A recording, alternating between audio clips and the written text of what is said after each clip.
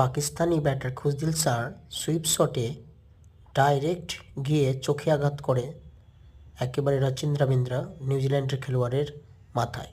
সে গুরুতরভাবে আহত হয় এবং বারবার ভিডিওটা দেখলে বোঝা যায় যে কিভাবে কত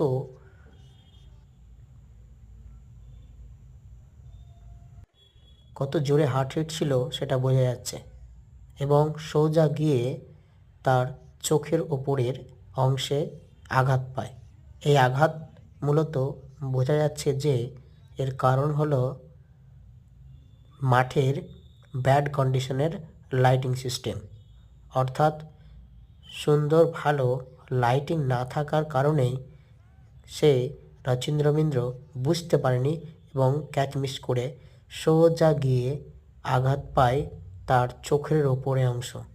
সে গুরুতরভাবে আহত হয় এবং তার কাটা অংশ থেকে ঝরঝর করে রক্ত ঝরছে, যেটা দেখে সবাই হতভম্ব। দর্শক, প্লেয়ার থেকে নিয়ে সকলেই সেখানে ডাক্তার এবং সমস্ত তার টিমমেটরা উপস্থিত তাকে উদ্ধার করে।